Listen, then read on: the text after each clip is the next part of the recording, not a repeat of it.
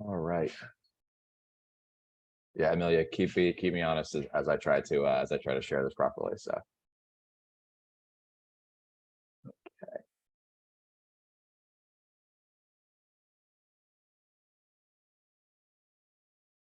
just checking everybody. Can the folks on video potentially just give me a thumbs up if you can see that? Okay, awesome. Awesome, awesome. All right. So I think first things first, everybody. Just wanted to thank all of you guys for joining. Want to make this session as high yield as possible for everybody. Again, I know folks may be joining from every single phase from, hey, like I'm just starting out with consulting. How do I even think about cases, all the way to I've been doing 40, 50 cases. I'm knee deep in the process. Maybe you've had a previous interview before with a consulting firm you're excited about. Just want to make sure that we are kind of standardizing what we're doing. But I think there will be something to take away for every level of this process. I think in terms of like table stake stuff, first things first is just sign up for Leland if you would like to get a bunch of free resources. The team really has put together a bunch of different stuff.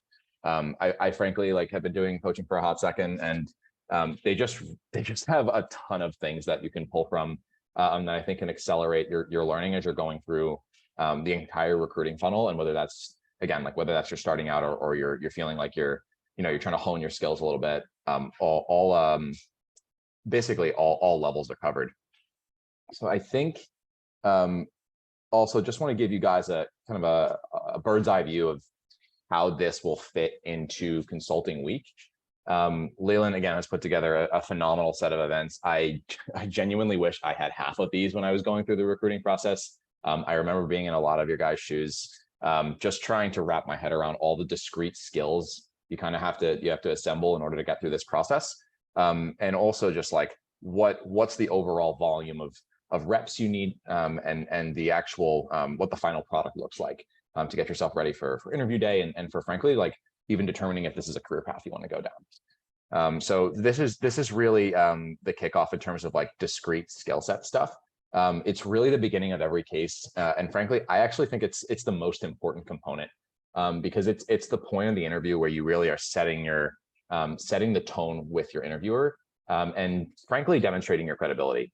There's a lot of bad or simple psychology studies that talk about those first 5 minutes in an interview and how, quote unquote, someone's mind is already made up. So if you really kick things off, especially in the case, which is really the can you do this job part of the interview, if you kick that off well, you set yourself up really really favorably for the rest of the interview. Okay, so this is I hate talking about myself, but I'll quickly do it. The relevant stuff for today. I worked at McKinsey after undergrad. I also spent a little time working with Bain's private equity group. So I've gotten to see a couple of consulting firms in action. When I was with the mayor's office of Chicago, we also had hired Deloitte, McKinsey, and Accenture, and work with them pretty extensively from the other side, from the client side of things. So have gotten to dabble in this world quite a bit. Specific to casing, specific to interviewing, I was part of the McKinsey Midwest interview pipeline. So I helped run those interviews, conduct them on campus with folks, and was in the decision room with partners as we went through various candidates and talked through their strengths and weaknesses, and ultimately made hiring decisions. I've also done a lot of work with various people from working on the McKinsey PEI all the way to general casing, and taking people really from 0 to 1, and then from 1 to 10 in terms of their interview process.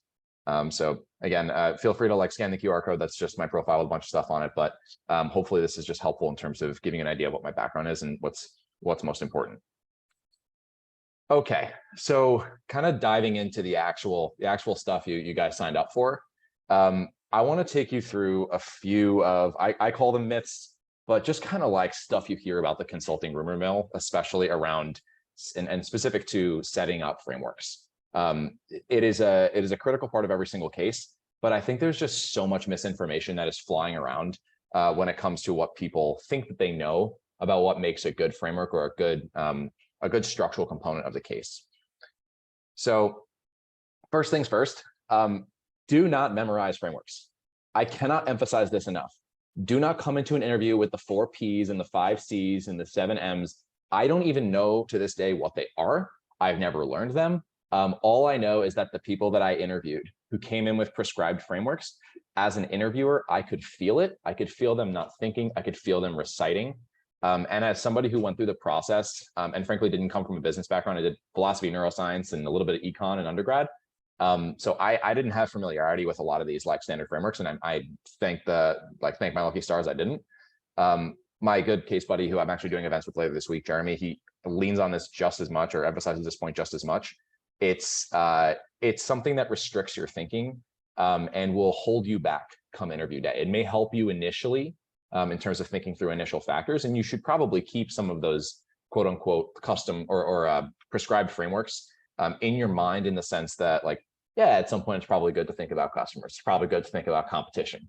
But if you come into cases and you want to just like superimpose your prescribed thinking, the cases nowadays, especially post, maybe some of you guys have heard the name Victor Chang, but post a lot of the MBA information leaking out of the top firms, I know, at least for McKinsey and other firms like it, they are deliberately designing their cases to dodge this and to keep you outside of your prescribed framework. So they know what they are, and they are deliberately making cases to, frankly, like get under that. I also think to that, the cases that you're going to do, one of the most important things to keep in mind is that they're not necessarily not straightforward, but they absolutely have like ambiguous components to them. You are building hypotheses, and the word case, I think, is worth emphasizing. You're presenting a case in the same way you might present a case like as a defendant or as a prosecutor, like approaching this like an investigation and trying to build like a set of evidence to actually back up your claim. The entire case is basically, what's the best possible argument for a path forward that we can come up with? And honestly, I think having that mentality is probably one of the healthiest things you can have as you approach like generally any business problem, but also especially in the real world with consulting, as far as consulting is the real world. You really want to, you don't want to be super locked into certain ways of thinking, and you don't want to be someone who is uncomfortable with ambiguity. Okay, last thing. There's a lot of resources out there. AI is percolating everywhere. You have a lot of automated ways to practice your discrete skills. I don't want to say those things are not valuable. They have their place for sure. But when it comes to actually doing cases, you need to practice live. You need to find people who are also invested. You need to find coaches. You need to find whatever resources you have, and do real cases. Like understanding the rhythm of the case, how to communicate, and what actual skills you struggle with can only be uncovered through an actual timed case environment. And all of these other things are kind of, in my opinion, beating around the bush. You need to do them. You need to do the reps. And frankly, you need to suck at a few cases in order to get good. I would say my first 15 cases, I was bad. Like I was unforgivably poor at doing cases, but I pushed through them and got marginally better each time.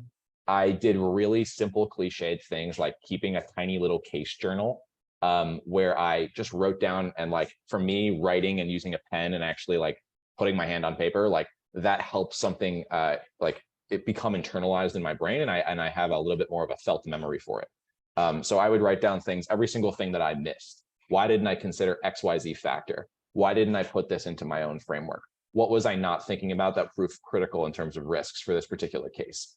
All of that is something that you get through live practice. Yes, can you get it in other ways? Sure. But live practice will accelerate your learning, I think, 5-10-fold. Okay. In terms of actual frameworks and things that I think will ultimately prove helpful, the first thing that's super important is just really listen to the prompt. Again, this will take a little practice as you go through. This might take some time for you to adjust to, and you'll see in the case example that we do today, not a mountain of information, but just simply receiving a large swath of information very quickly. And trying to take certain like keynotes and get the right things down on paper that will ultimately provide the gel for the framework.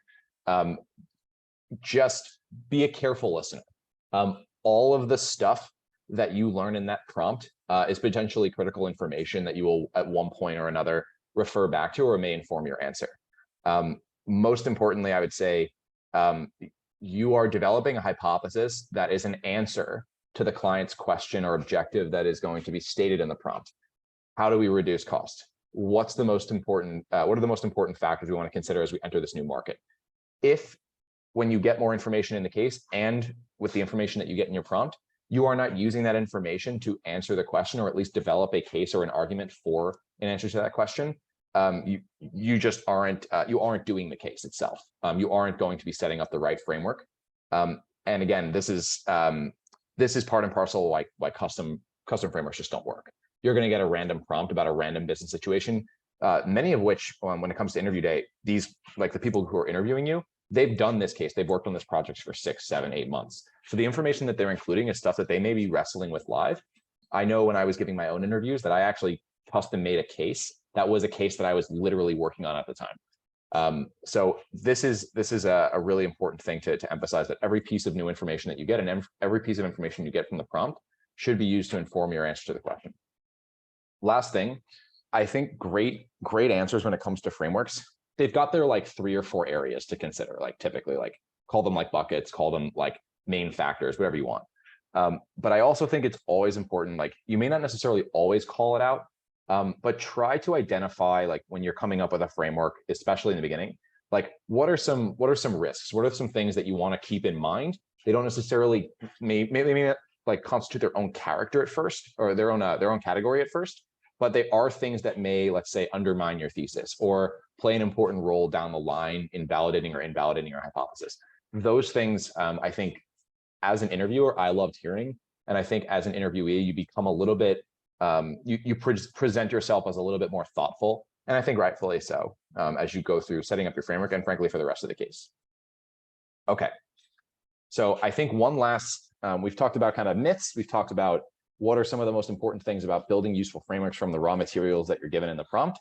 And then I think there's the like, how do you actually do this from a communication perspective? How do you execute? How do you make sure you actually get the right information in the first place? First and foremost, I cannot emphasize this enough, especially as somebody who, like, frankly, did mostly philosophy and neuroscience in undergrad.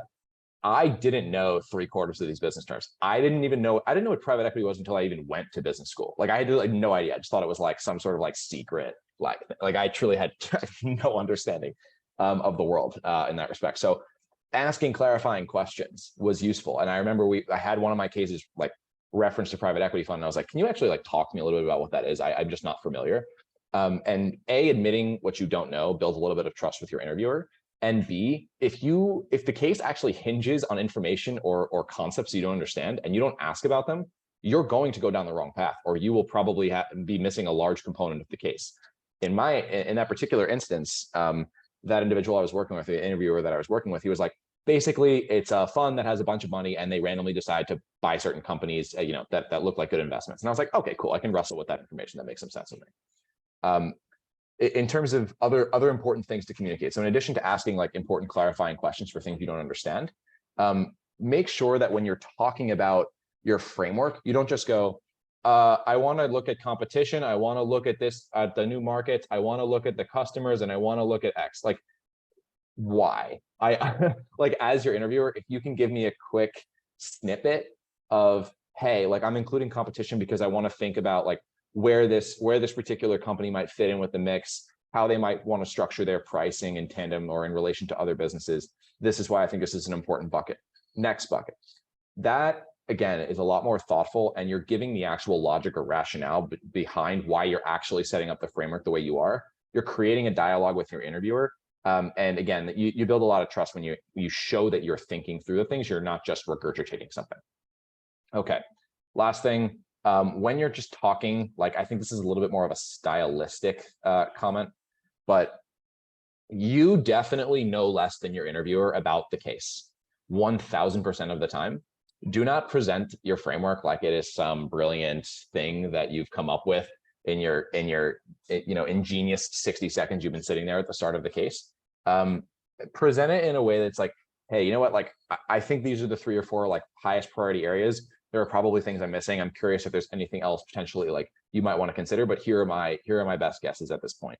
That type of approach, I think, frankly, brings the right level of felt humility to a case, but also I think like opens it up again for a genuine dialogue with your interviewer. Okay, So all of that's on the table. Maybe Amelia, before we jump into a live example, I'm curious if anyone is curious, if anyone has any questions up front that I might be able to answer real quickly. Otherwise, I'd love to just jump into an example since I know we have about 10 minutes left.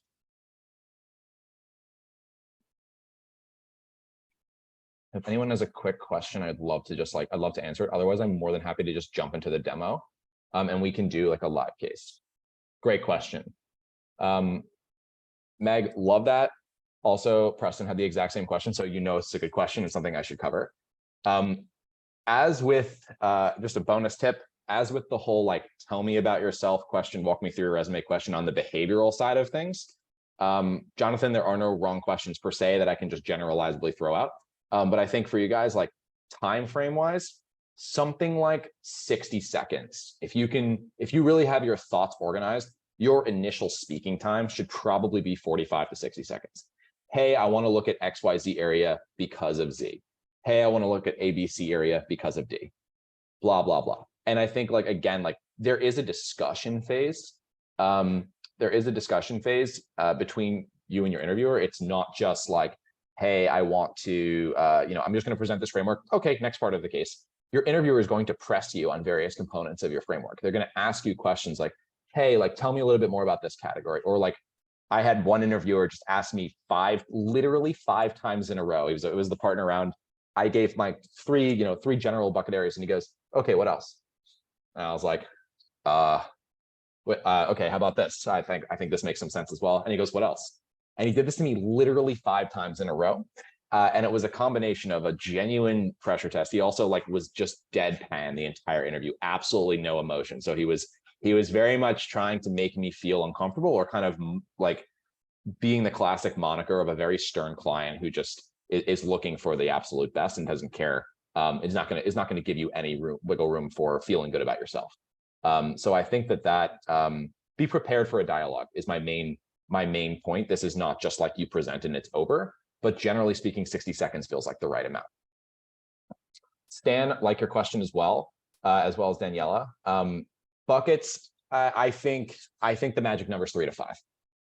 Also, for what it's worth, consultants love the number 3 and they love the number 5. 4 is also great, but I think that's probably right. If you have 2 buckets, they're probably too broad. If you have 7, they're probably too specific. Okay, cool.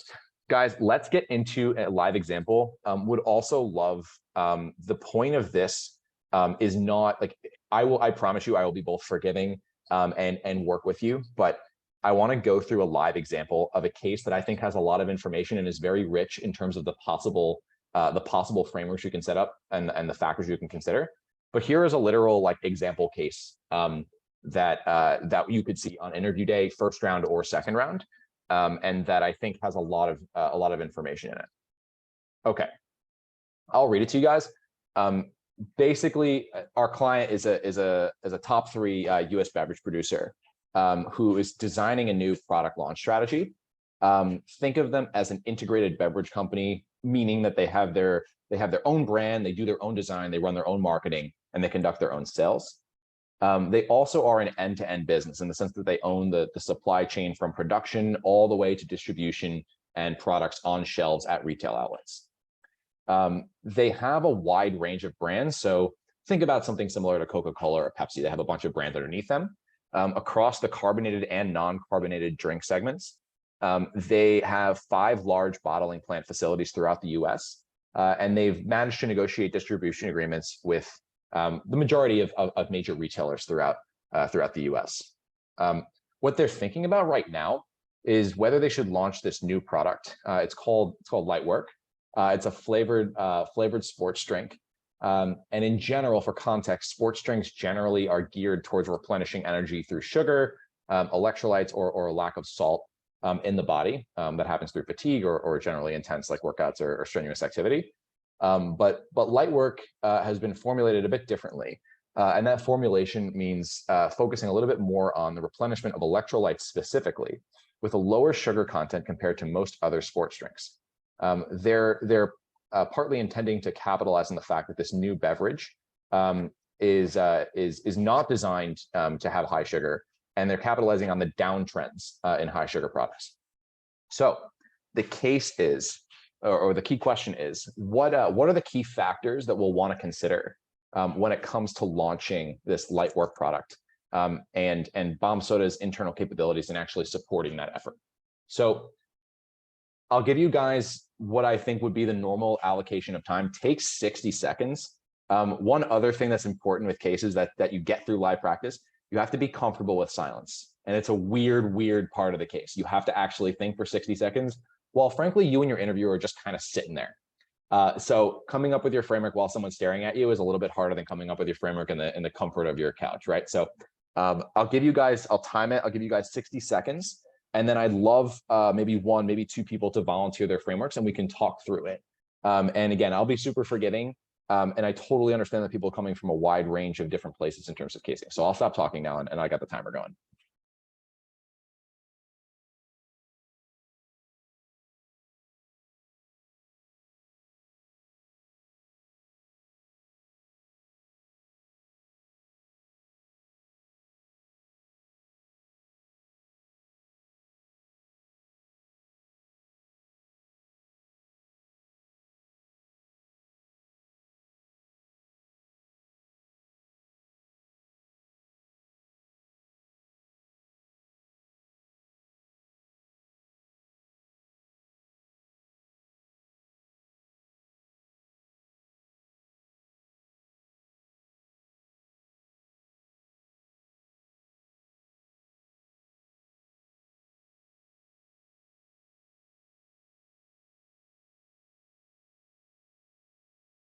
All right, guys, that 60 seconds goes by pretty fast, huh? So if anyone would love to just volunteer your frameworks, I'm not even necessarily looking for like a maximally comprehensive framework, but I'd love one that has at least like 3 main factors and potentially some light rationale behind it.